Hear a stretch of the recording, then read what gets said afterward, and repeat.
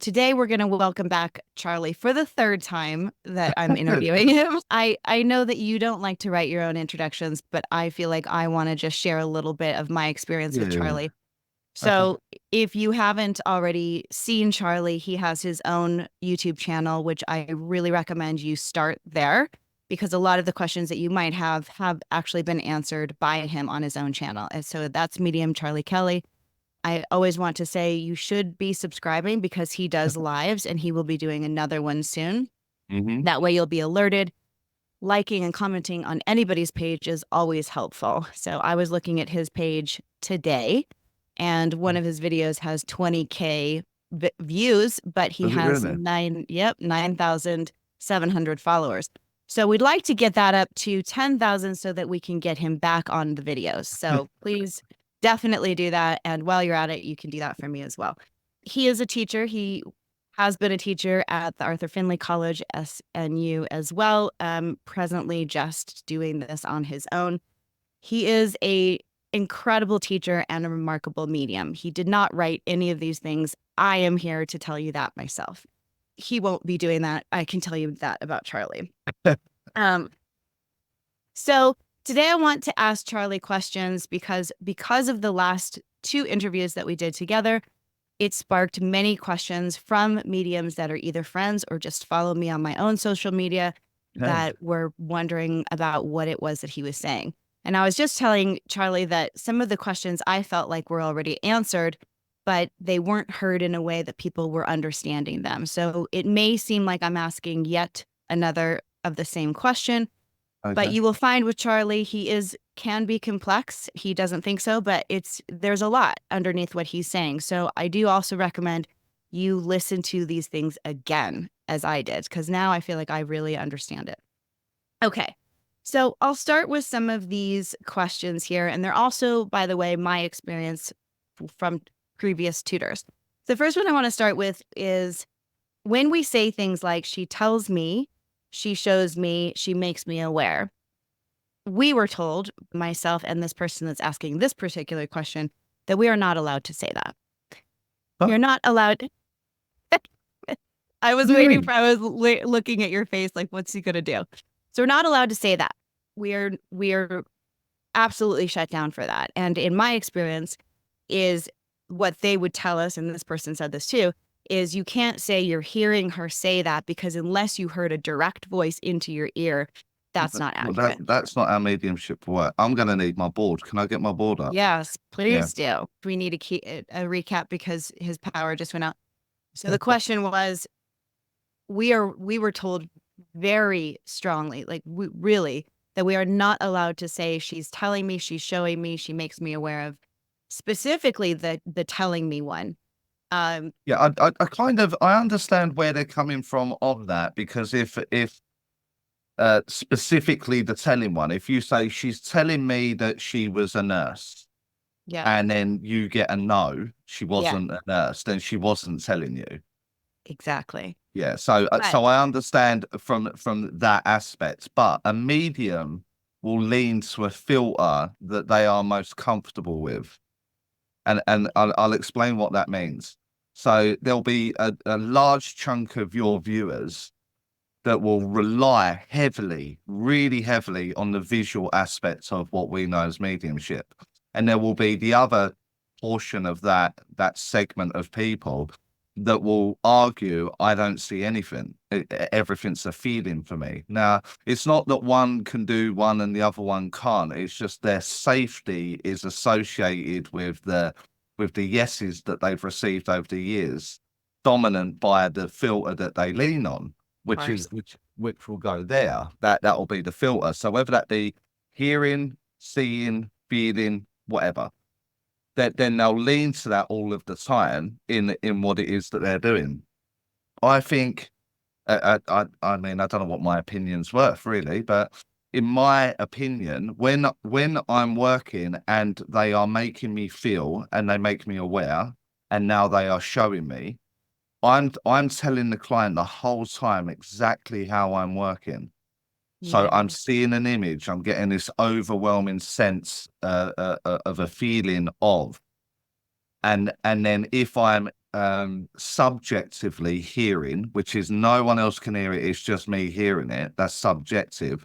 Objective is a whole different argument. Like a passerby should be able to hear objective sounds in what's going on there. So it will be dominant on the filter that's being used by the medium.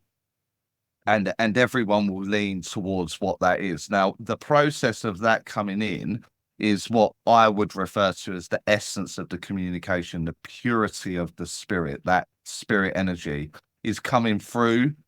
And then the medium, in convincing themselves, so you need to hear that, in convincing themselves, have to pass that through that filter. So they receive it, they acknowledge it, pass it through their filter, then they offer it to said client. Let's repeat that because it is important. And I don't think that people are getting that. They're convincing themselves through their own filter. So Yeah. are you saying then that if I rely heavily on pictures or feelings, let's just use me. I use feelings more than pictures. So I'm asking really kind of for a feeling because it's what I need to convince myself. Is that what you're saying? Well, the energy is the energy, no matter who the medium. So whether that be you or whether that be me, the energy is the energy. The filter Right. that we pass through that is only self-fulfilling. So I need to feel that male energy before I have the courage to say I have a man join me. So the without energy is feeling that. received, and now you feel it, and now you'll say it. So I've heard you say this before, but probably most have not. You have gotten to the point where you don't need to rely on that. You I'm can getting just rid of the filter. I'm getting rid of the filter, the self-fulfilling part. I suppress that where possible. If you just look at any kind of read, if you even do it now, right now, you was to sort of like glance at the spirit world for Kira, for Charlie, for someone else in the room, for the people that are watching it when this is released and what's going on. In that moment, you already knew it was a man or a woman, a boy or a girl. You already knew that. So as I move my mind there, the idea is forming. I think this is a man. right. Step one. Step two is convince me that you're a man. And then I'll say it. And so the visual aspects, the visual dominant people will pass that information. They know they have an idea it's a man, but they need to see the man. And then you get caught up in the nonsense that he comes forward in a nice shirt. Oh, right. He's wearing a hat. Yeah. He's wearing a suit. He's wearing but that's your brain is doing that. Your brain is giving this clothing to an avatar that will give you the confidence to speak the thing you already knew. Right. Isn't that fascinating? Well, there's a side note there. You can't say you have faith. You can't say you have faith if you need convincing every single time you're practicing, every single time you're reading, you're demming, you're teaching. That's not faith. That's you convincing you every single time, saying there's doubt in my mind here. I need to firm that up. It might be helpful if we all just admitted that to ourselves. I feel like at a certain point we have to be honest with ourselves and stop saying we're I surrendering. think faith and surrender, I mean, they're two of the most bounced around words that you'll hear in the movement of any style of mediumship. Absolutely. Very, very rarely seen. How do you know you're seeing it? How do you know you're seeing faith and surrender? What do you see? I feel like I know, but what would you say if With you're watching someone, a student or yeah, a yeah. medium and you're like, there we go. This is actually working here. Well, yeah, What is it? it could be a controversial story, but they're not getting in the way of it. They're talking about it. They're saying it. And in every example that I've ever seen of something like the example I'm giving, they would override it and say it. The client has never reacted, never been nervous or upset but we're trying to perceive the context of information that we're receiving from a communicator that we do not know, and we're giving it to a client that we do not know. Yeah. And we're like, this is a bit too much. We have no idea who that is or who this is that's joined us. Who are you to judge that? And And that the confidence I have in my team that support me in my mediumship is where I put my faith. Look, you've got me. You're not going to put me in trouble, you know. And so I do what the ideas are. I say what the ideas are, and never once has that got me in so much trouble that I've hurt someone or broken someone. Or but they know, don't they? And they right. they're much they see the bigger picture much more than I see out of my perception through me and my constraints of a human form. I can't see beyond the four walls of my room right now, whereas they've got much more than that, haven't they? So I trust that, and then I do This it. this concept is bigger, I think, than most people are understanding when they're listening. So the concept But is I understand that. I understand because the teachers, the people they admire, have told them otherwise, haven't they? they have, but I was just telling Charlie before we started recording, I'm sorry to offend you all, but I have the experience as well. So I'm speaking from my own. It is a bit of a brainwashing because you are believing something and dedicated to this thing that you have been taught to do, yet you don't know what it is that Charlie was speaking about, which is absolute freedom. So you're getting caught up in your readings and you Mm. know you want something more and you desire that because you're messaging me, you're messaging Charlie, you know there's something more, but you don't know what it is. So to give you an example, people will say, I trust and surrender. I don't format because I don't do checklists. But then you hear them, you do read it. I actually do readings with these people, and it's the same kind of reading every single time. I've got a man, and maybe you're not doing a checklist of personality, how they look, and things like that, but it feels the same again and again and again. That is a format. And that is what I have learned from Charlie. Like I wasn't doing a checklist, but I actually was doing my own Kira checklist. Yeah, So you weren't anytime I doing got in age, trouble, relation, passing, occupation, hobbies. You were doing gender, relation, personality, then maybe a little bit of freedom. But how'd you but know? but Wait after a that, second. yeah, but after that, it's like you're fulfilled, aren't you? So once I know who you are, what Right. gender you are, and what your personality is, I'm comfortable enough to let you talk to your person. So that is That's something people, mental. it is mental, but we're not getting that. Like I think I'm still working with getting over that. And I think the problem is the date and point, the very start point of everything here is that myself included was taught like that I am special. yeah, You know, I've got some special DNA or gene pool that goes on, and you know, I am one of very few that have been selected as a golden child from God themselves. Do you know what I mean? And it's just there's just absolutely. no way that would happen. And so I maybe have been put on the pathway of this individual by fate or destiny or blueprints or soul contracts, whatever you want to bang on about. But that still makes them the start point, doesn't it? I'm sent to help you, which means I need to shift the balance of who's important here. And in Yes. the dynamic here, I'm point three. So whether it's the spirit was point one or the client is point one, then it's point two either way. I'm still last in that queue. You're And never number one. exactly, but we're all a little bit self-important now. Like, well, I'm a medium. And like I've got my own pedestal. I've got and I, I, it's just what is service? What is service? Is service me having a conversation with someone that I don't know in the act of healing, the gift of mediumship, which is the healing aspects of it? I'm giving it away there, but not judging that story or that story, and not trying to perceive their journey or their journey through my own journey. right. It's another one of them situations, ain't it? Spiritualists, they don't judge people. They don't judge people at all. And yet they'll be the most offensive people you could come into contact with on email or whatever, and just by signing off with love and light makes it all right. It's okay. In love and light.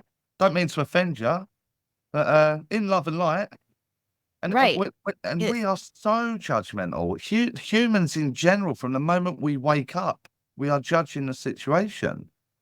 And my job is don't judge what's going on here. So I can't receive information that they want to talk about where they were a very violent partner. And that's their evidence. They have to give the violence as part of their story. And I'm sitting there going, well, I can't say that. That's a little bit too strong. That's a little bit too much. I can't be saying that. It's me judging that situation. Now, the likelihood is the client's waiting for them to take account of their behavior for the violence that they inflicted on this individual. Who am I to look in on that story and go, no, not saying that. Right. That's Exactly. not so. That's condition. I'll say it providing I'm convinced, I'm comfortable, I understand the story that you're trying to give me. Then at that point, once all those boxes are ticked, I'll be of service. Which is nowhere near service, and we understand that now, don't we? Gosh, there's so much in what you just said. I feel like I could go on a million different tangents, but I'm going to stick to these questions. Then if I have time, I'll go backward. Another question is this idea that we're supposed to get deeper into the evidence. And there are many classes. If you go look up now, those of you who don't know this, just Google mediumship classes and you're going to see deepening the evidence, telling their story. It just goes on and on about evidence-based readings and how we're supposed to be getting more of this. But in your mind, so somebody actually asked, if I'm seeing a cabinet, I've been told why the cabinet, and now I need to keep going into this cabinet and looking into grandmother's cabinet and through all of the dishes and whatever else is in this cabinet. So, but and the client in that example, whoever that person is, whoever had that question, will get to the end and their client will go, why did you spend so much time on the cabinet? Or you, the medium, will be like, I'm bored also. I don't know why I'm here on this cabinet, right? Yeah. Like how again, like I think you always have to fall back to context. Like I don't know this individual. I do not know them. I do not know this individual. So I have no background to this. I have no background to this.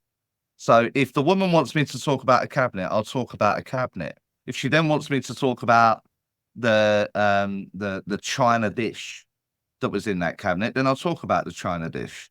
And then I may talk about what's in the china dish. But is that what that's want in there? And is that what this lady wants to talk about here?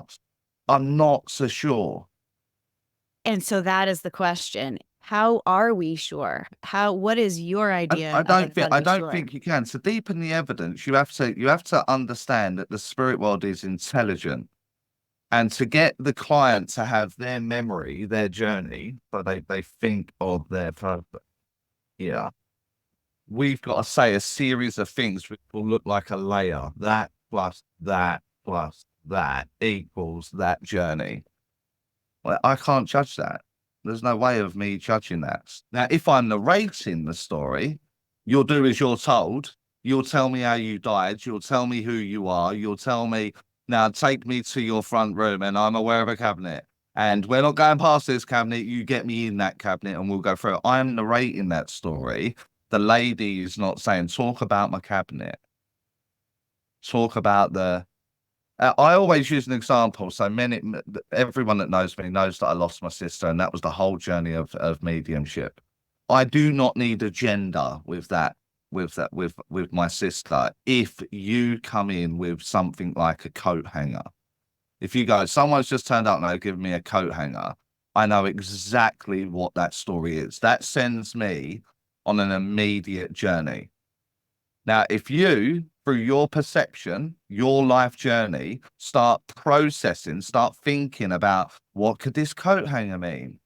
You're going to start putting it on a rail, in a closet, in a wardrobe. You're going to put a coat on it. You're going to And now the medium that's working like that is going to get a whole lot of no's from a client like me. No, no, no, no, no, no, no.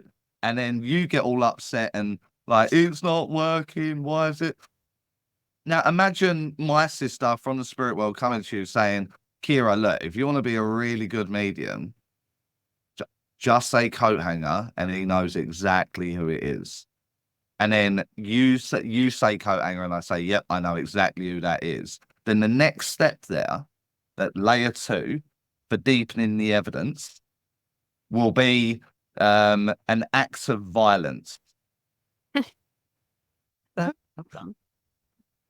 And then I would be like, oh my God, yes, that's absolutely right.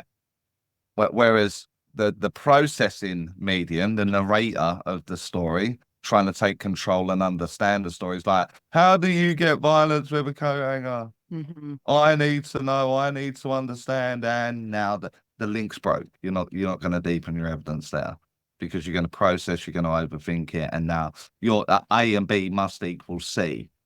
The reality is there's a million things in your story, your own story, that you could go, oh, see, when I hear that, or when I see that, or when that just teleports me back to a time when, and there'll be an experience associated with that, etc., etc.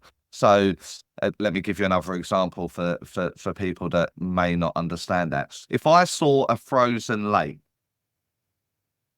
there'll be a different interpretation from yours and mine even. So my memory of a frozen lake is when I'm a 10-year-old boy and I was walking across the ice gave up and I fell in, and it was the most excruciating pain I've ever had.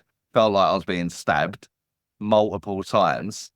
So in my mediumship, I'm going to go to like the real extreme pain and etc. because I saw a frozen lake. Yeah, right. You're not going to have that. No, I'm going to see ice skating.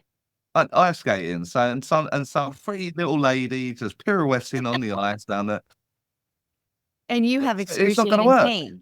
It's not going to work. So that's why when the students of mediumship are on their 25th course that's cost them $1,200 plus flights, plus accommodation, plus souvenirs, plus you're at $2,500 now on their 25th course, and that I feel like I'm not making progress.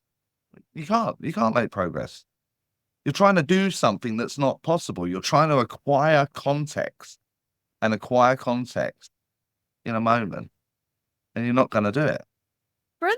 I feel like there are a lot of people that say, I'm not making progress. Let's go there. So to me, when looking at what you're doing and how you're teaching, if you want to make progress, you have to understand yourself and what it is that you're doing and be willing. I can make it even simpler than that. Oh, so, wow. Good. Let's do that. Progress. Let's say this is awareness. This line here is awareness, and this is you. What you're constantly doing when you're doing readings, etc., when you go to your classes, the theme classes, the residential, or whatever, if you've created this area that feels familiar, this feels good, I feel like I'm hitting the mark.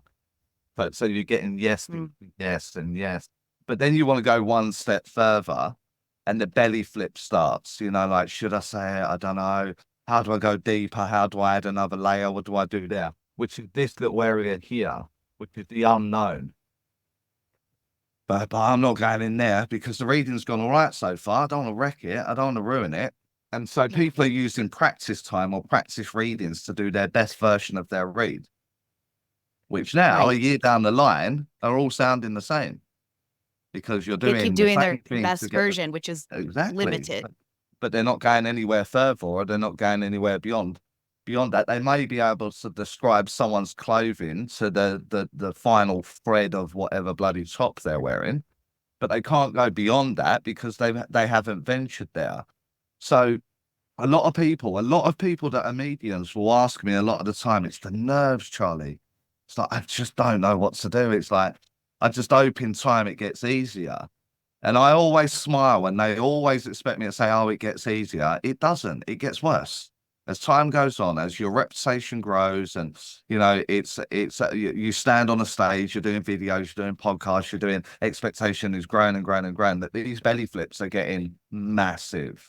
Yeah. And if because I'm stretching it all of the time in this new venture that I'm looking for, to stretch my awareness, my own comfort zone, to then find the gold nugget that everyone wants.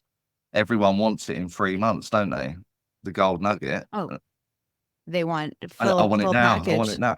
But they don't understand themselves. They don't understand why they're triggered. They don't understand why they're having an emotional attack on a word that maybe I've said here. They don't understand why they're infuriated, why they're angry, why they're sad, why they're fill in the blank. They don't know that. So one, they don't know themselves. And so they don't know where to stretch or what to do. And that's where a mentor comes in. That's where someone recognizes you're doing the same thing all the time, but you're not seeing it. Let me just highlight that. You said that last time. You said that last time. You said that. And just plant seeds in there to say, look somewhere else, go a different route, try a different way. And you may get better results. And by finding these different ways, you find that the results vary. That was really good. That wasn't so good. And so now I'm understanding what this is and what that is. But you're always looking to stretch these parameters that you place on yourself for the self-fulfilling part of doing a reading. I need to feel comfortable. You actually, of course, tapped into a question that I have, which is very frequent with you, with my meetings with you. But that is about self-development or self-awareness or whatever title you want to put on that, which is you're not understanding yourself. You're not understanding your triggers. Why are you getting angry when you're doing practice readings? Why are you getting frustrated with the teacher that says you did that last time? So knowing yourself. And the question I had about that was actually about that. How does one know themselves? So are you saying, if I can see that I get frustrated every time I'm practicing, let's say, or maybe even if I'm practicing with a certain person. Fall out of love with mediumship very quickly, aren't you? But a lot of people suffer burnout, don't they? Or they kind of they put their development on a back seat. It's such a sad moment when I see or hear people do things like that because of this frustrating aspect. I would have said it in the last podcast probably, but I'll say it again. So sort of highlight the power of it. The magic that you're looking for is in the work that you're avoiding. And that is because I'm uncomfortable. And it's that bit that because it's uncomfortable, I'm just ignorant to it. I put parameters on my awareness, on my reality, that I just won't look at that. I'll leave that alone. And they're the bits that you've got to go and look at. They're the bits that are painful. They're the bits that may make you emotional, may make you realize that you're not the center of the universe, believe it or not. And you're not the main character in everyone's story. You're the main character only in your own story. And when you start to recognize that you're just a grain of sand in someone else's story, the ego kind of takes a back step, like, oh my God, I'm not as important as I thought I was. Absolutely. And just to be really concrete about this, if somebody keeps getting frustrated with their practices, let's say, or even their readings that they're doing with clients, then the job of ours is. The job of ours is, well, you can't expect like magical when you go in and do a reading when you're at the point of frustration by doing it the way that you're doing it. And so that is literally the equivalent of having a greenhouse and planting potatoes and expecting next week to go and pluck a fucking carrot out of the ground. That's a good point. So you're doing the same thing and expecting different results. Yeah, you've got to change something. And so the way that you're doing it is the pathway to frustration. It's also the pathway of least resistance because I don't want to be uncomfortable. Yes. And so you can't do the same thing over and over again and just hope that one day it works now. I changed nothing. That's actually madness, isn't it? But if you saw a child trying to tie their laces and they want to get like the perfect bow, but they're not wrapping the lace round to present the bow, they could sit there for hours, couldn't they? And at some point, you would say to that child, wouldn't you? Look, you're missing this vital bit here. You've got to wrap that round that other lace. And so it's so obvious to you as the adult. What are you doing, child? You're trying to. You've done that 15 times now, 20 times, 30 times, 40 times, and you're not seeing that that is never going to give you the result that you want. So, as a parent, as an adult, as a person of experience, let me try and help you out. That has to be there. You have to look at that. But And it's somehow they also get their vote. mediums are children in a way. I mean, I've never seen anybody so emotional. Using myself, I'm going to be right here to tell you I do it too. But I've never seen so many emotions as I have in mediumship. I really haven't. I haven't But seen as many tears, tantrums. oh, it's always Um, tantrums. It's literally the supermarket, ain't it? And you hear that kid screaming that they want fucking candy, and mum is trying to get her way around, and that is the equivalent. There's a definite shift in a mediumship journey, like here, like up to maybe 6 months, we'll say. Up to there, it's magic, ain't it? If you got the color blue when you weren't expecting the color blue, you're like, oh, it's fucking amazing. I love mediumship. I can't wait for class next week. yeah, Then do that next segment, whatever that is, that's expectation there. yeah, yeah. And And then from it's just from done. that point on, from that It's point on, terrible. you're a teenager. It's just like it's like hormonal. You're just up and down. You don't know what version of you we're gonna get, and then there's a very distinct point of maturity when you go over it. When you make that point. When I get a no, I'm not like, oh no, panic, I'm failing, it's all going on. It's a no, don't worry about it. Yeah, yeah, I'll ask the lady to show me in a different way or give me in a different way, and let's see if she can fix it. So, and 99.9% of the time, I say it in a different way, and the client's like, "Oh, I know exactly what you mean." There was a very big turning point in not having a hissy fit when everything went wrong or pear shaped or not quite right or not quite on point. But you'll see frustration to ridiculous levels. They're like, I don't know who it is. And hmm I love them ones because I kind of step in and ask the client, do you know who it is? And they go, yeah. All That's right. awesome. All right. So you're beating yourself up because you don't know this person's communicator. Like, what's But going on? they do. Crazy. They know who it Isn't is, and that they're just wild? watching you implode. Is a teenager, ain't it? It's a teenager. That's just them not getting their own way.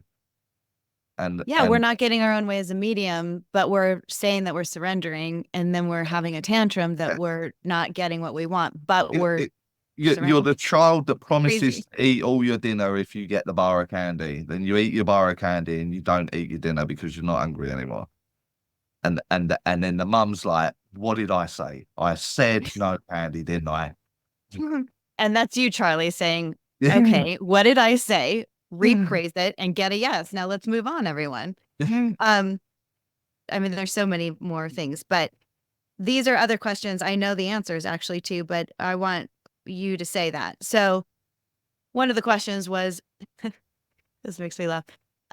So are you saying that I don't have to sit in the power, build my power, do anything, which is what Charlie would call a ritual. You may not, but that's what Charlie's going to call a Yeah. ritual, I think. You're just saying you show up and it works. Yeah. Yeah. I think in that example, and not to plug it in any way, shape, or form, but I actually sell a t-shirt that says, whatever you think, you're right. And so whoever you are, whatever it is that you do, if you believe that you need to do 20 star jumps to get your energy moving in the right direction and then sit in a meditative state for 20 minutes, then you can conduct your reading. No matter what I say to you, you wholeheartedly believe the process. That you're Yeah. absolutely right. What I am saying is I tried it without all of that stuff and it works. Right. So So where my idea is, I don't need to be sitting in the power. That's not to say, look, I'm not saying that I don't enjoy spending time with the spirit world and my team and, have that moment, 5, 10 hour, whatever it is. I enjoy that. Is it a necessity to get it done? No.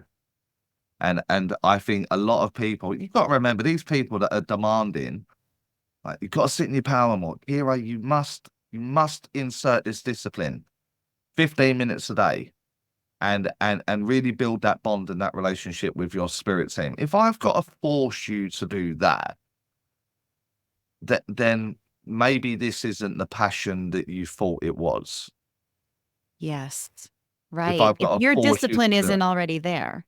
Yeah, it's like, oh, I want to go there. I want to sit with them. I want to Yeah. do this. Is it required? Absolutely not. But the people that are demanding that, the people we look up to, I was an idiot. I looked up to people and like, oh my God, I wish I was like that. I could do that, blah, blah, blah. These are all the people that sell sitting in the power CDs. All of them. Definitely. Definitely. But let me help you make a stronger connection with the demands that I have as a medium. And I'm going to put them on a disc and I'm going to sell it to you, but you're completely fucking different to me. So it'll be of no value to you whatsoever, zero value. But But I here you have more go. money now. Yeah, I exactly that. And so you got to, we don't want another version of Kira. We don't want another version of Charlie. We want the best, or the uniqueness that you are, to shine as bright as you can in your idea of what mediumship is. Yeah, I don't want you sounding like me or emulating me or you or another teacher anywhere. And I think a lot of people get caught up in the idea of, I've lost count of how many students I've seen of so many teachers from a special place, and they're doing the same hand motions, the same, walking or bobbing on the stage in the way that they do, or their pronunciation of words, or explanation, you're not, mannerisms. yeah, It's you're just not being you, are you? It's fake. It's already fake. It's already unauthentic. And you're trying to get people to see you as authentic and drop all the barriers that they bring to a reading when they can see that you're not real. You're mimicking someone else. And then it's so fascinating because we're saying that we're pulling through the essence of a spirit, yet we're not sharing the essence of our own spirit. yeah, exactly. Why are we Yeah, I'm trying to be someone else, by the like, way, but let me let's just literally put ignore on a that. clown mask Yeah, yeah. and give you a reading because I'm coming through the mask of something else, even though I'm saying that I am the instrument, but I'm wearing this thing I'm that wearing is a taking the costume. instrument. It doesn't make any sense. It's Yeah, really weird exactly to that. And me. that's when it's why I gave up with a lot of the mainstream, do you call it? Mainstream kind of teaching, because I'd be in a class of 30 and 29 people were like the person at the front telling me. Me 29. too. And what is going on here? So I've also but- been the stupid one that did some of that and got a lot of praise for it. And so there's of course that you'll as get well. praised. Oh, you're You'll- like me. You're amazing. Let's put you now on the gallery reading with me There because you go. I am, you were just like There me. you go. You stroked my ego, I will reward you for it. I will give you the same. That brings me to, we are specifically just for the people watching, kind of looking at how things are taught in the UK. And I want to get to American mediums also because they have a different obsession, if you will. One of them being names, dates, places, things like that. Yeah. And I've noticed that is actually now becoming more of an obsession with some of the tutors as well. So we can speak about that. I've heard you say it's not really that important to you, names. Names aren't, no. Right. And of course it could add to evidence and maybe that's why people are so fascinated with it and really attached to it. It can add to it. It can, if it is highly accurate. But what does P mean to you, Kira? Is one, a fucking question. Sick of that. Yes. And you can assign P or D or K or whatever to someone somewhere in your story. No value whatsoever. So they want me to talk about Dave. Like, who don't know a Dave? Or Mary is, Or Mary? I Like, mean, who you're doesn't always know going to that? get Or that. where we can assign that to somewhere. So I'm not interested in names unless it's your name. Give me your name. And what what that does is like in the connection that I've got with the communicator, and I receive their name and all the evidence that supports that I've given that with that name support this individual as that person's evidence, then it's got value. But if Right. they give me Penelope, but this is Karen, then it has no value whatsoever. So everyone's trying so hard to do it. There is a side note there. Again, it's one of the things that may be heard, may not be heard. A lot of people, a lot of tutors, and a lot of students of those tutors are under the illusion that you have to go and get the name. Like that's Right. how it's done, right? So you must go and get their name. Right. And I don't see it like that. I'm like, you have to prove to her that you're here with me. What Yes. am I saying? Really different. That's really different. Really So I different. haven't got to do anything. I've got to suppress my judgment and my ego, my self-importance. I've got to suppress those two, and I've got to recognize what kind of mind am I. So I am super analytical. I seriously have the ability to over process absolutely everything. So my only job in a read is do not do those things. Because if I do those things, I know what the results are. That it's going to fail. So Yeah. do not do those things. So what I'm doing is I'm creating a space where do not think about it, do not process. And I receive the information and I give it. And that is highly accurate. Now, if in that process they give me their name, then they'll do it. Now, names are only important to the people where titles and labels are also important. Now, you will know, but a lot of people in that maybe watch this may not know. Like I am in trouble if I haven't got my little mouse beside me where I can hover over your monitor and it tells me your name is Kira. Yeah. Right. Like I forget everyone's name because it's just not Yeah. important to me. I don't care what your name is or what's going on. There's no importance there for that. And so because of that desire to like where people put all this emphasis on names, I kind of just got rid of it in my own mediumship. Just because I'm not putting all the emphasis on a name. So I give you Dave, but actually it was Steve. And Right. everyone's caught up on the name aspect and they're forgetting about all the evidence that I'm bringing for the person that's coming forward because I said Steve or Of course. Yeah. so the title, the label, the banner is holding too much importance in a time when the client may not hold it that much. So if I went to a medium and you're talking about my sister, then that date is etched in my mind. Like, I'm not going to forget that. You know, Yeah. so it was a big day. I could probably tell you to the minute when it happened. Mm-hmm. But if you talk about my friend that died a year after my sister in a murder in my hometown, it's a knife crime. I don't. I remember it getting light towards the end of the year. I remember that. Mm-hmm. I don't know what You month. I don't don't know really what day. remember. I don't know. I don't know. I don't know a lot of it. So while you're spending all your time refining dates, names, addresses, and then you get me as your client, and you go get my buddy, you're gonna feel really shit at the end of that read because you're gonna offer me all this fantastic stats and information, but I'm gonna go, don't know. I don't know. Yeah, but to your point, fantastic stats and information for you, For but you, not yeah, for self-fulfilling. you. Yeah. So Self-fulfilling. if you're working with my friend and you're like the kind of medium that's like, give me your name, he would say you don't need it. That's great. And now So, you so are in a blank space because you're yeah, looking there, right? yeah, where's the name? Where's the name? Where's the name? Where's the name? But he's like, you don't need it, you don't need it. So as me being your client, and then you're like, give me the date that you died. He'll be like, he don't know. Um, Kind of pointless talking about that.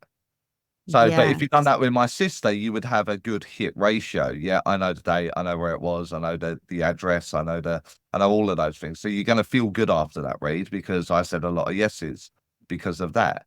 So it only works Mm. when you're working with someone that has a mind that is very detailed, very labeled, very titled, and it's someone extremely close where the trauma of that passing has etched on their mind the date, the time, the address, the etc. But are they getting those people all the time? From my own experience, from what I'm watching day in, day out, and I teach nearly 6 days a week now, I know. uh, they're not hitting those marks. They're getting someone of 20 years ago, but they lost dad last year. Why am I Yep. not dad?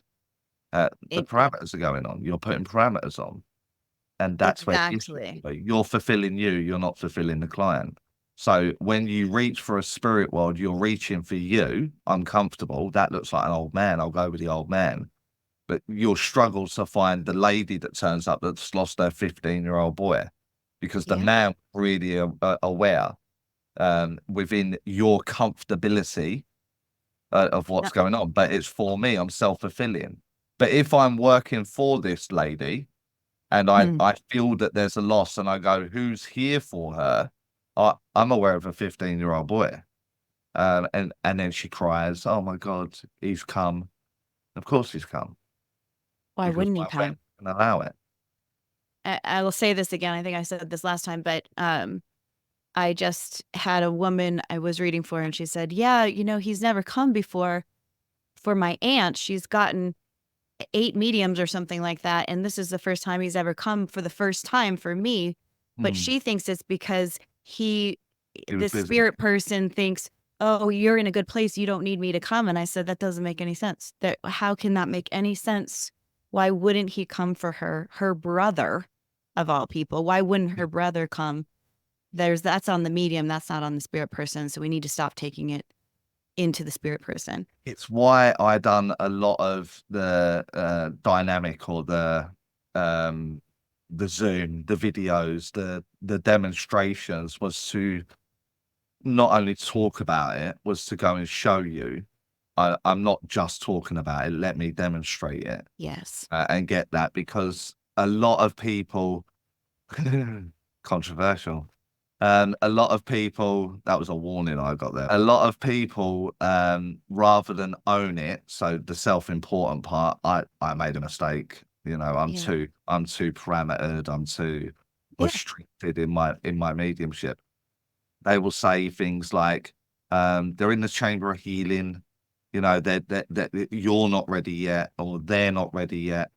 Hmm. When the reality is, couldn't be further from what the excuse is, or where the blame game goes. They're blaming the spirit world. So the thing they love the most, they're most passionate about, the moment there's a mistake, they're like, well, it's your fault.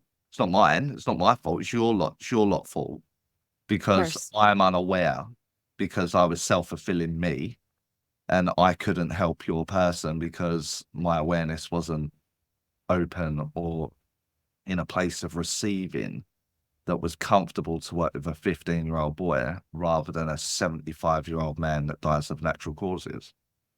Of So, course. And a 15-year-old boy puts a lot of pressure if you consider yourself the one that's giving the information versus allowing the 15-year-old to give the yeah, so let them information. do it. Yeah, I yeah. wonder, Again, there's another point there that we can maybe highlight, where um when the viewers are doing their readings, their development, their practice readings, and they're working with a client, and the medium is talking to the client as though who they are now. So rather than yes. ask you your age, I'll give you mine. So I'm a 45-year-old man, but I lost my sister at 20.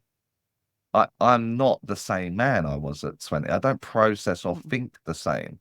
So when my 18-year-old sister's coming forward and talking to me, it will sound a lot like where my memories are stored in my mind as a 20-year-old man.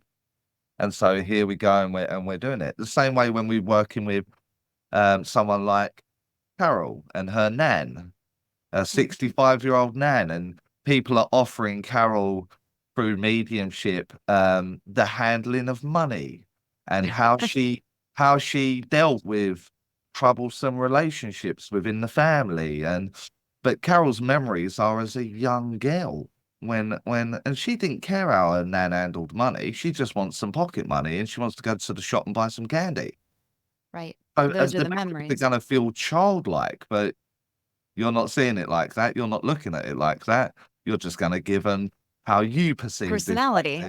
Like, and so that is where your format is highlighted better than ever in a communication that should sound childlike, but you don't like how that sounds because obviously we're fulfilling you. Comfortable.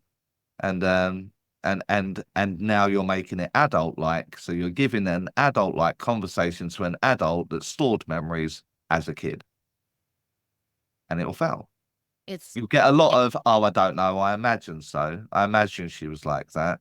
I don't really like that. All I'm thinking about is that ice cream we bought at the seaside. The memory that you have with them that way. And Nan, in that example, will be like, tell her about the ice cream.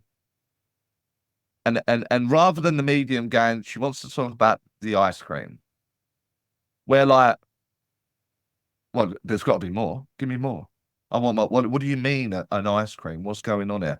And Nan will be going, I'll give you the next bit in a minute. Give her the fucking Just do it. Give her the ice cream. And then you may see like a little windmill or the beach or a deck chair or then you offer that. So she wants to talk about the ice cream. Okay. But immediately with that, she gives me the deck chair. Oh, no, I was only thinking of that the other day. Thanks, Nan. Is what the client's doing. Mediums that are in the process of learning that, because I've been in the process of that and I've witnessed this too, where the mediums will say the ice cream and then the sitter will say, I don't know what you're talking about, because it just hasn't triggered yet, right?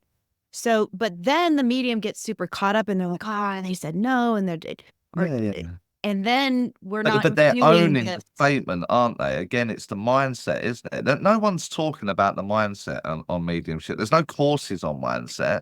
There's nothing like that. It's the mindset. And so I don't care if you're having a conversation with someone and I'm not getting involved in your conversation or whatever. That's what's taking place. There's a conversation between Nan and granddaughter in my example.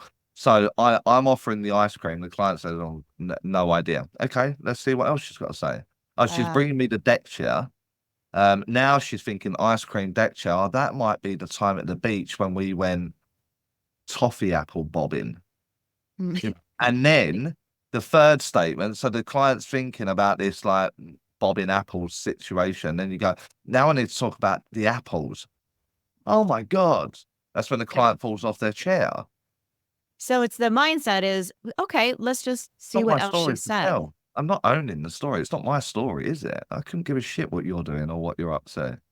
Exactly. It's not my story to own. Nan wants to talk about this. I'm unemotionally attached to it. It's not my story.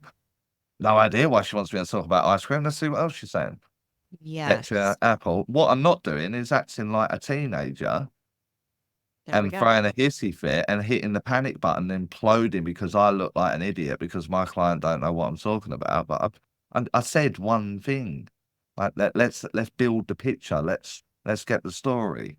You know, you don't want a box office movie, do you? And in 5 minutes, if you ain't got the storyline nailed down, you don't turn it off, do you?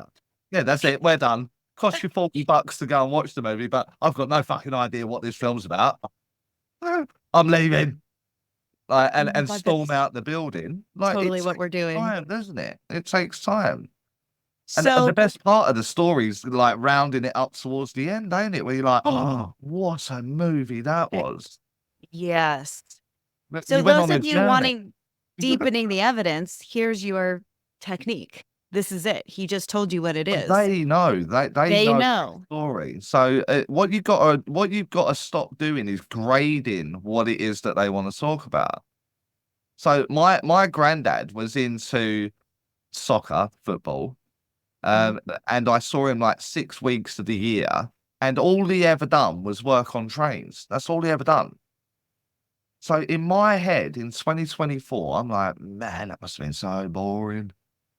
So he wants to talk about a train. I bet he wants to talk about a train because that's all he done. But I'm like, what about the train? I'm bored of this. But not for Interesting. me, not for me with my boring person in the spirit world, because all they done was that's the bit I want to remember. The bit that where I was like, this is so boring, but I love it. I've missed you so much. And so I can't be grading the statements as they come in. I can't be like, this is boring, move on. When Yeah. when what the client wants, they want their boring The mum, their boring. boring dad, they're boring because that's who they were. You know, all they done was potter in the garden. But their memories will be that of the kitchen window, watching them out there like pruning the roses. Like, and that's a magnificent statement to give someone where they were like, that was the last time I saw her was pruning the Yeah. roses. And like, wow, you can't gauge it. So that's such a good point because I hear a lot of mediums say, I did this reading and the evidence was amazing. And But the I'm like, but client didn't how do know what you it know it was. was amazing? Exactly. And they'll be like, meh, it's all right. Don't know why they were banging on about that fucking cupboard in her front room. They just kept going on about this cabinet. Yeah, But no the idea. medium That was walked all away right. going, But oh my God, the detail I gave them was I amazing. got the letters in the drawer. Don't know. Okay. I What got the about it? Scrabble board game in the left hand cupboard. Don't know. It's Oh, amazing it's evidence. Is it? ask the Is it? client. And Yeah. and Speak to but the your client. teacher might tell you that was amazing evidence. Your tutor might say, "Oh, really That's well done. amazing. Good evidence." Yeah, that's that would in the way that I teach, I'll pull the client in. Of So course. so I think that was a good statement, but let's ask the client. Client, do you remember the Scrabble being in the left-hand cupboard at the bottom? Yeah, loved it. Fantastic statement. Good. If they go, Yeah. dunno, not that good then, is it?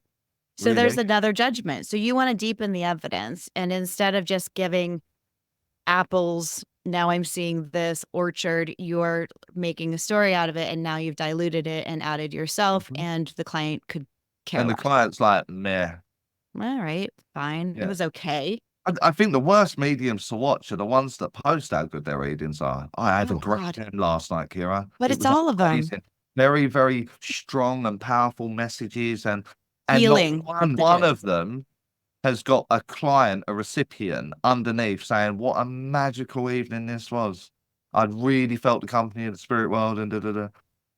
You could scroll my entire Facebook, the years You that can I've scroll mine too, and it's all about healing messages, so powerful, such an honor, such a and it's like, but what okay, that's great that you're into yourself, but yeah. I But don't what see are they saying about what it? they're saying. Yeah. What are they And saying about it? Yeah. mhm. Let them do it. So leave the wall open for them to post onto your wall, or you know, and if they're posting, just want to thank you for an amazing demonstration last night.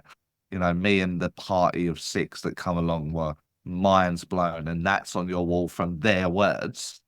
I'm cool with that. Then well, yeah, But then we'll believe don't you that. tell me how great you were. That's that's one of them ones where you're like, would really like to speak to the audience on that one. Absolutely. I have more questions. One is on the subject of psychic. So we because we were taught or we were told at least that in the old days, you were supposed to just sit in the presence of spirit for 2 years, and then you would go into psychic reading for 2 years, and then you could do mediumship. Hmm. And obviously, for what I feel, money actual purposes, they've just started off with mediumship because nobody has, speaking of attention spans, 4 years to be developing and then finally make it to mediumship. And now we have to develop another 3 to 4 years before we ever Yeah. get something. And I think So there's two angles on that. I think in 2024 it'll be a monetary um constraint for the student, but also a business model for the teacher. You know, they read it in a mm, book somewhere, wrote in 1950 that this is what you should do, and so they're just going to implement it. But it's great for the bank balance, so I'll do that. I'll create an awareness group, then a development group, then a mediumship group. You know, so right. I think it'll be there. I don't think they knew about it in 1950s, 60s, 70s, 80s. I still think they had the idea that it was this magical, chosen kind of approach to it. You were very, very rare. You're a Mhm. rare person that's got this insight into energy and spirit communication, and it was all a little bit.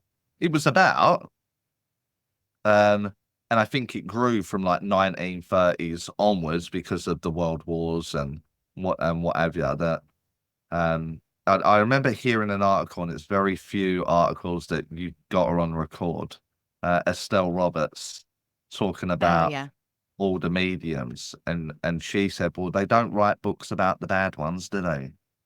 And I loved it when she said that. So they were present and they were around. It's just the ones that we know about are the ones where the people were kind of strict on who was doing it to make sure the bad ones were away. Now it's in abundance, isn't it? I mean, there's Yeah. mediums everywhere and what have you, and there's a big confusion between psychic and mediumship anyway, even in 2024.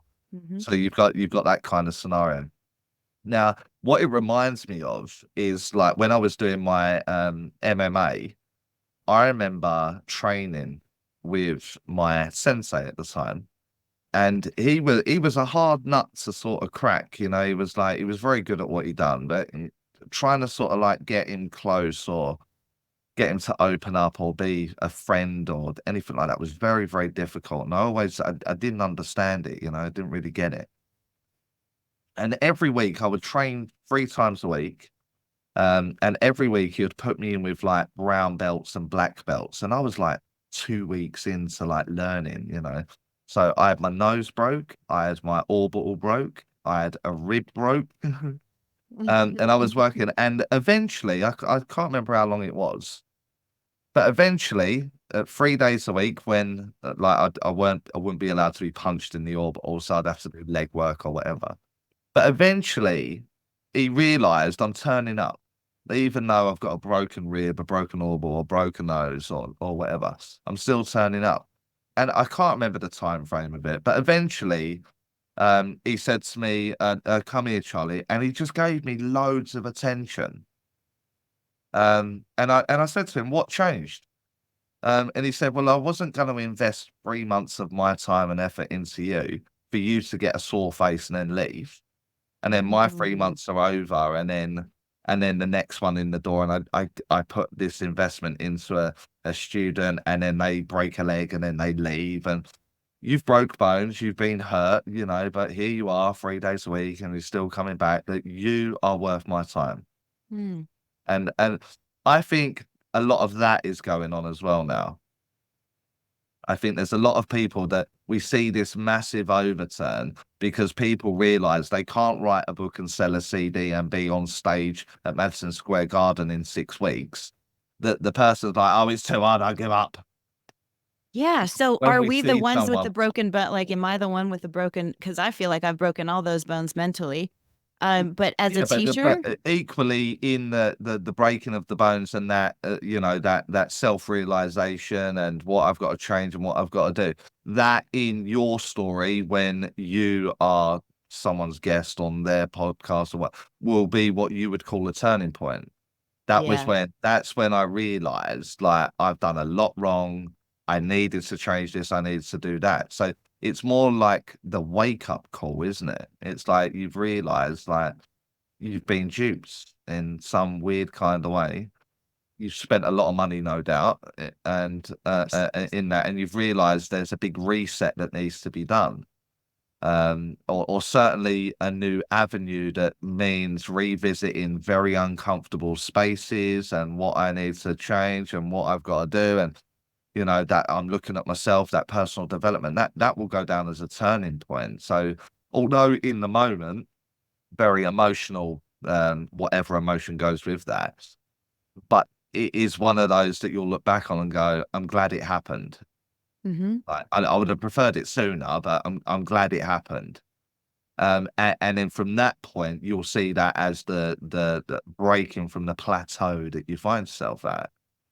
Uh, Mm-hmm. but it took rock bottom, didn't it? It took like I'm seriously considering giving this up because it's just not working. It's not. So you hit rock bottom before, you know, like you see light at the end of the tunnel. Like it's I think that's those stages, like, that's where you're at, and now you're seeing the benefits of the tears, the frustration, the that at that point, someone like me says, right, I can see that you're serious now. And I think my Yeah. sensei would have been like, okay, you're That's I really could have taught students and I'd have seen them twice. And then on my Facebook, they would have added me or something like that, and 6 weeks down the line, I'm like, oh, there's a friend request, I better accept mm, it. I'm terrible with things like that. yeah. Um, and then I'll see them running my workshop, and they've had two Of course. classes, and you're like, okay, right, that's like, and so I won't invest myself heavily there. Like it's just not worth my time or my effort when there's someone also present that's got cuts and bruises and scars, and they really do want to change. They really do want to learn that uncomfortable process, and they really do want to, and they've got the story to talk about it. Then do you know what? That's going to be worth it. You're not going to be gone in 2 weeks' time with my ideas or my way of doing certain things, etc. I was that was actually another question I had on assessments. So, you have these tutors, and part of their training is giving you a spiritual assessment for those of you who haven't heard that before. And then you're trained to do what they call spiritual assessments, but then they give you these readings. And Paid for, you. okay, but I So also had a second psychic, let me question. quickly answer it. So psychic Yeah, is you flood your energy with like, oh, I hope he talks about my new man. I hope he talks about my new man and moving. right. And then Always. I connect to you, just me and you. So forget the rest, me and you. And I'm like, oh, I can see in your energy there's a new man. Hmm. But you're telling me to tell you there's a man. Yeah. Telling me to talk about the mood because you're like, oh, I hope he talks about this. I hope she tells me about that. Yeah. So I'm aware of your thought process. That's what that is. And it's one of those. And sometimes some people are so fixated with their own little world. Like I'll use my mum as an example. My mum was like a victim of her own story. She had a terrible journey, but she couldn't see beyond that terrible journey because she was being punished, and it's unfair. Life's unfair. People should give me a break. Well, Hmm. in that example, I will be aware of all that, and I give that back to them, and they're like, "Oh my God, he's amazing." What if you say you're a victim of your own life? Then they go, no, I'm not. Yeah, don't call me out on that. Don't I'll shut that down, won't I? That's what will go there. Now, that psychic is me reading that there. Okay. Then mediumship is me aware of you and who's there for you. And now I make my spirit connection for you here. A Yeah. spirit assessment is my team are in the room with your team. And Yeah. your team are trying to get you to stop being so fucking frustrated. But yet you keep doing the same thing. So they will tell my influence, look, she's doing stuff that do you remember when you wouldn't go beyond the parameters of comfortability? Talk about that with her. And so Okay. your team are aware of your frustration, but they also know what the solution is. These are of the same place. That's where the influence comes in. So So it's that is the difference. spirit to spirit. So like your spirit, find it's difficult to word, but Yeah. your spirit knows. When like you just let's when um when Kira is sat there and let's say, I don't know, 6 weeks, 8 weeks ago, you're sat there and you're like, my God, it's like my life has just come to a standstill. And Mhm. everything about your being is like, we must change something. Yes. Everything about it. But you're sitting there frustrated and you're like, I don't know what to do. I don't know what to change. I don't know where to go. So your Hmm. human is not listening to its spirit. The spirit knows, doesn't it? Yeah. But and the reason you have this emotion of frustration is because the spirit has got no expression in the five senses of the flesh puppet that we all know as Kira. And Hmm. so the collateral damage to that is you feeling terrible and frustrated because your spirit's not fulfilling, it's not expressing itself. So it could be Team to team. So my guide, your team, my team, having a chat, or my spirit, your spirit. Okay. And so that then we'll tie up the terminology: higher self, human version, human version. So Yeah. my higher self talks to your higher self, my spirit talks to your spirit, my soul talks to your soul, and it Mhm. tells all the frustrations and all the problems that you got there. The mechanic is exactly the same, and that's where you would do an assessment from. Okay, just for those of you who are watching and who have had assessments, this can get complicated, but what he's saying is actually more simple than I've ever heard it. So, for the people that have had assessments such as myself, I'll give you an example. People go in, students, and what they want to hear from the tutor is, you're a medium, you're going to be a medium, and you're going to be great. That's what they all want to hear. And so then they're sort of confused or sad when they don't hear it, or they hear something that they didn't want to hear. I have heard things like, you can be a medium if you want to, but you won't be because you won't like it. So I know it broke my heart, and it set me up for a very painful journey. Maybe that was part of this rock bottom that I've experienced, where every time I hit a rock bottom, I was like, oh, this is what they were talking about. I'm not Yeah. supposed to be a medium. I'm not going to like this. I'm supposed to do something else with my life. My purpose is different. So Yeah. what do you say to people who have had readings like that, But again, multiple? it's whatever you think you're right. So if I say, I mean, let's make it real simple. Every single thing that you've got wrong in your life is not because of Kira, and let's broaden it to the viewers that are watching, are not because you think that. It's because someone said that. So if you've got an Mhm. insecurity with the way that you look, your hair, your body shape, your size, your personality, or whatever, is only in question because someone hurt you by saying, you're overweight, you're ugly, you're not pretty. Mhm. And the power of that word is what stays with you. It's the power of the word. It's not what you thought, because Kira's Kira, Charlie's Charlie. Yeah. It's not what I thought about that. It's only when someone makes me think like, oh, you think I'm ugly, you think I'm not pretty, you think I'm overweight, you think I'm, and in Mhm. that power, it then cripples me. It cripples you. It cripples the viewers in Mhm. what it is. So, and so it's in the power of word, isn't it? In that Yeah. sense, so whatever you think, you are right. Whatever you think, and I think I'm just that voice that's way, way, way in the distance of some people's minds, and I just whisper over to someone like Kieran and say, "Why not you? Mm. Why can't it be you? Why like they wouldn't pick me?" Mhm. I'm not chosen. So why not you? Why couldn't you be the best? Why couldn't you go and show the person that said you won't do it? Why don't you go show them that you are doing it, but you're doing it better than they're doing it? And you would Mhm. never damage a student the way that they damage their student. You'd never Yeah. do that. So you become a brighter light and a louder voice, but it carries power. So you've got to remember that power's power, you know. So Mhm. that's accountable. So why not you? Why wouldn't it be that? And now that's a different mindset, and the power is removed from an individual.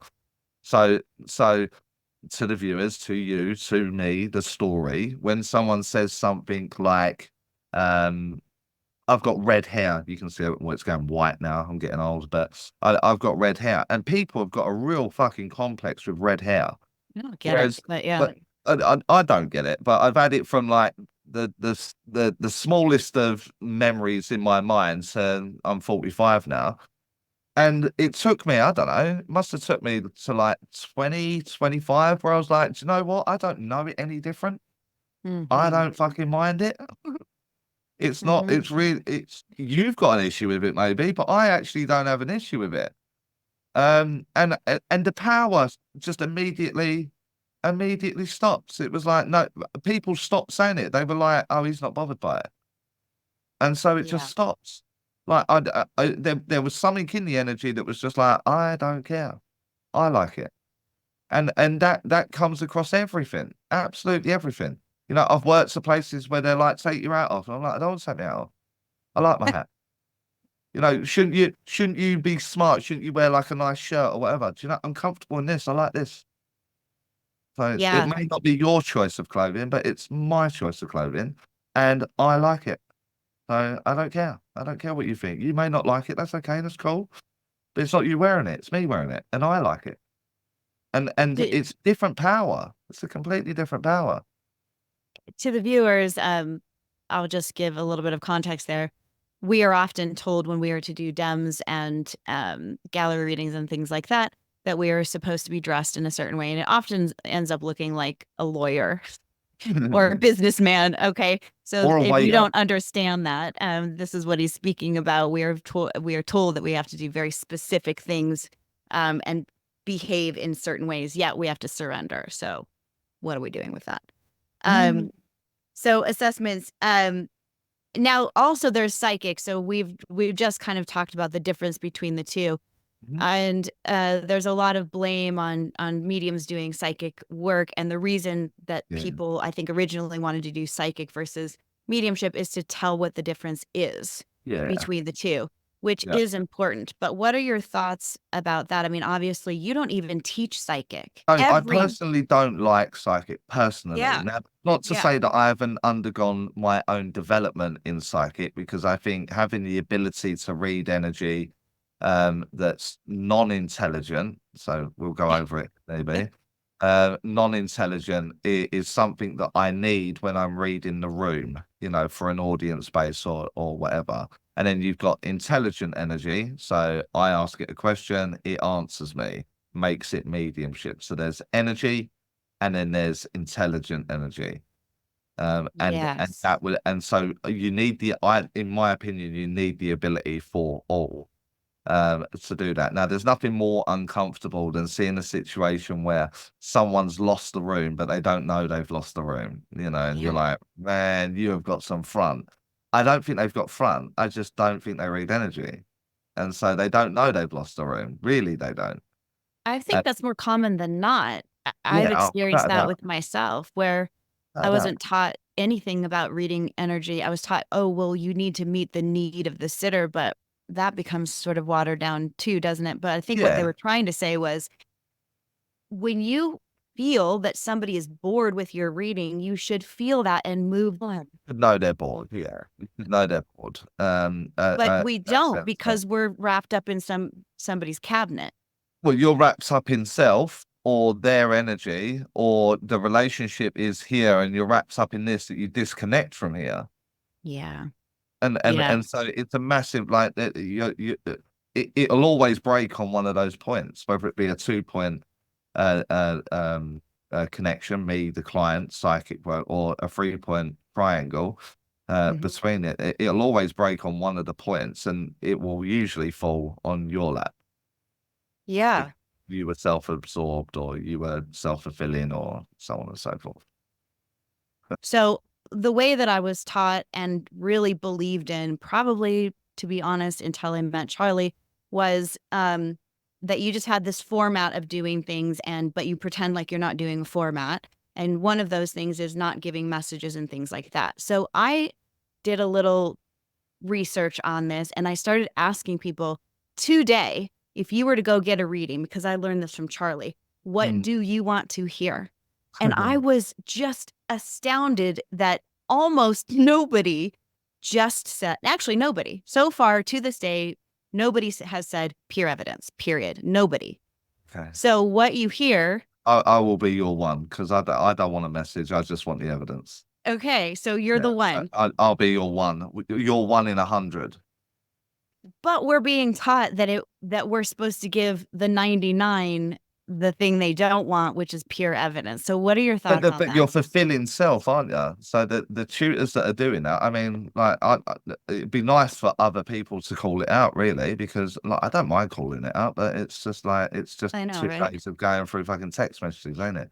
It's just me and The you. problem is it's self-fulfilling. All of that is self-fulfilling. The whole angle, the whole philosophy that it's built upon, the foundation of their own development is self-fulfillment. That is not service. And so the client wants that. Now I am your one in 100. Like I don't listen to anyone at the best of times, let alone the spirit people telling me what to do in an earthly life. I'm like, shut up, I've got to live it. Right. But reminding me of who my sister was and the experiences that we had and the shared memories and the detail and you could talk for hours and you've got me, you've captivated me. But not Yeah. everyone's like that. Some people are like, life's a little bit shit right now. Who wants to talk to me about it? And I've got your dad, but let me prove dad first. And then I go and get the evidence of where dad is. And they're like, oh my God, it is dad. At that point, they want guidance. Yeah. Yeah. At that point. And it Yeah. changes with the development. It changes. So with the general public, they want it as soon as possible. That message The guy, aspect. for the listeners, I learned this from Charlie, so I'm going to give Charlie credit for this, that I started realizing, oh, they don't just want evidence, they actually want guidance and messages and all kinds of weird stuff. Yeah. But when you start getting But then you used to the can't play energy, there though. You can't play between psychic work. So we yeah, proved dad, and now we move to the guidance / message. We can't then go, right, see you later, dad. What you need to do is through my experience, because now you're just working through what you're doing. So, dad, what do you want me to say here? Now, dad may say something like, tell her to pull her finger out her ass. She's playing victim. Now, in this moment, you're going to be like, I can't say that. I can't say that. But let's imagine just for a moment that whenever shit went wrong for that woman in her life and she went to see her dad would say, you need to pull your finger out your ass. You're playing victim. And then she would turn her life around the way she would if dad was like alive and well. And now he's gone. She's got no one to be firm with her to say, stop playing victim. Stop, poor me. Pull your finger out, get it done. That in itself will be evidence, one, because that's the words he is would the way use. he That's would have said exactly what he that. said it. And two, oh my God, that really is my dad. And go home and actually start changing her life, which is the reason that she booked the reading anyway. So it's win-win that way round, Yeah. isn't it? To me, it's kind of mind blowing. I didn't realize that people wanted guidance and messages because I was told you don't do that because it's psychic. And we've talked about that in the past. It's not psychic if you're doing it evidentially, is it? I mean, maybe the people that are saying it's psychic don't have the ability to do what it is that I'm talking about. Then maybe, but that's under their restriction. It's not my job to give you my restrictions. It's to give you avenues and ideas of limitless potential, limitless possibilities with what's going on, not giving you my roadblocks or like, well, I can't do it, so you definitely can't do it. So you're game. And this concludes our part 1 of the interview with Charlie Kelly. Don't forget to check out the interviews that I have done with him previously and check back to get the part 2. You can find Charlie Kelly at mediumcharliekelly.uk.co or Medium Charlie Kelly on Facebook or Medium Charlie Kelly on YouTube.